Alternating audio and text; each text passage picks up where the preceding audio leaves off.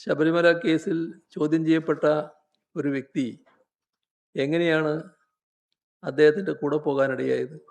അടിമുടി ദുരൂഹതയാണ്. അതുകൊണ്ട് തന്നെയാണ് പ്രതിപക്ഷ നേതാവിന് അക്കാര്യം ചൂണ്ടിക്കാട്ടേണ്ടി വന്നത്. പ്രതിപക്ഷ നേതാവ് മാത്രമല്ല, LDF കൺവീനർ നേരത്തെ ഇക്കാര്യം ചൂണ്ടിക്കാട്ടിയിരുന്നു. എന്തുകൊണ്ടാണ് മുഖ്യമന്ത്രി ഇത് സംബന്ധിച്ച് പ്രതികരിക്കാത്തത് എന്ന് ചോദിച്ചിരുന്നു. CPIM സംസ്ഥാന സെക്രട്ടറിയും വാർത്താ സമ്മേളനത്തിൽ ആരോപണമായി ഇക്കാര്യം ഉന്നയിക്കുകയും ചെയ്തിരുന്നു. അപ്പോഴും അതെല്ലാം എൻ്റെ വ്യക്തിപരമായ കാര്യമാണ്, അതിലേക്കൊന്നും ആരും കടക്കേണ്ട എന്ന മറുപടിയാണ് മുഖ്യമന്ത്രി നൽകിയത്. എന്നാൽ ഓരോ ദിവസം കഴിയുന്തോറും സംശയത്തിൻ്റെ നിഴലിലാണ് മുഖ്യമന്ത്രി എന്ന കാര്യം തെളിഞ്ഞ് വരികയാണ്. അതുകൊണ്ട് തന്നെയാണ് മുഖ്യമന്ത്രി പ്രതികരിക്കണം, വിശദാംശങ്ങൾ പുറത്തുവിടണം എന്ന് പ്രതിപക്ഷ നേതാവ് ആവശ്യപ്പെട്ടത്. ആ വാക്കുകൾ കേൾക്കാം. ഇതില് അല്പം ദുരൂഹത അതിലുണ്ട് എന്നുള്ളത് എല്ലാവർക്കും മനസ്സിലായിട്ടുള്ള കാര്യമാണ്. അതുകൊണ്ടാണ് അദ്ദേഹത്തിന് അതുമായി ബന്ധപ്പെട്ട വിവരങ്ങൾ വെളിപ്പെടുത്താനുള്ള പ്രയാസങ്ങൾ ഉണ്ടാകുന്നത്. ഇവിടെ കാണേണ്ട ഒരു കാര്യം, ഈ പറയുന്ന ശബരിമല കേസിൽ ചോദ്യം ചെയ്യപ്പെട്ട ഒരു വ്യക്തി എങ്ങനെയാണ് അദ്ദേഹത്തിൻ്റെ കൂടെ പോകാനിടയായത്? അദ്ദേഹം എങ്ങനെയൊരു ഇടനിലക്കാരനായിട്ട് മാറുന്നു?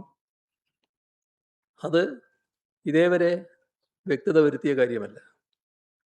പിന്നെ അതുമായി ബന്ധപ്പെട്ട് നടന്നിട്ടുള്ള ചർച്ചകൾ അതെന്താണ്, എന്തിനായിരുന്നു, ഏതെങ്കിലും തരത്തിൽ ഏതെങ്കിലും പ്രധാനപ്പെട്ട ഒരു കോൺഗ്രസ് നേതാവിൻ്റെ കുടുംബ വീട്ടിൽ പോയതാണ് എന്നൊന്നും അതിനെ കുറിച്ച് പറയാൻ കഴിയുന്നൊരു കാര്യമല്ലല്ലോ. ഏതായാലും അദ്ദേഹം അത് വ്യക്തത വരുത്താത്തോളം കാലം ഈ പറയുന്ന ദുരൂഹത നിലനിൽക്കും. കേരളം കഴിഞ്ഞ എത്രയോ മാസമായി ചർച്ച ചെയ്യുന്ന വിഷയമാണ് ശബരിമല സ്വർണ്ണക്കൊള്ള. ശബരിമല സ്വർണ്ണക്കൊള്ളയിൽ LDFന് ബന്ധമുണ്ട്, CPIMന് ബന്ധമുണ്ട്, പിണറായി വിജയന് ബന്ധമുണ്ട്, CPIM നേതാക്കൾക്ക് ബന്ധമുണ്ട് തുടങ്ങിയ ആരോപണങ്ങൾ പ്രതിപക്ഷ നേതാവായിരിക്കെ VD സതീശൻ നിരവധി തവണ ഉന്നയിച്ചതാണ്. VD സതീശൻ മാത്രമല്ല, ഏതാണ്ട് എല്ലാ UDF നേതാക്കളും ഇക്കാര്യം ആവർത്തിച്ച് പറഞ്ഞതാണ്. കേരളത്തിലെ മാധ്യമങ്ങളെല്ലാം ശബരിമല സ്വർണ്ണക്കൊള്ള സർക്കാരിൻ്റെ തലയിൽ കെട്ടിവെക്കാൻ നല്ല ശ്രമം നടത്തുകയും അതിൽ അവർ വിജയിക്കുകയും ചെയ്തിരുന്നു. മാധ്യമങ്ങൾ മാത്രമല്ല, UDFന്റെ പ്രചാരണവും ജനങ്ങളിൽ വലിയ സ്വാധീനം ചെലുത്തുകയും ചെയ്തിരുന്നു. LDFന്റെ പരാജയത്തിൻ്റെ ഒരു കാരണം ശബരിമലയിലെ സംഭവ വികാസങ്ങൾ തന്നെയാണ് എന്ന കാര്യത്തിൽ ആർക്കും തർക്കമില്ല.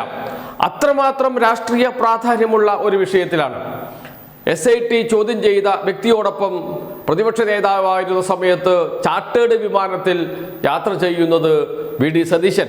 അദ്ദേഹം ഇപ്പോൾ മുഖ്യമന്ത്രിയാണ്. എന്തിന് യാത്ര ചെയ്തു?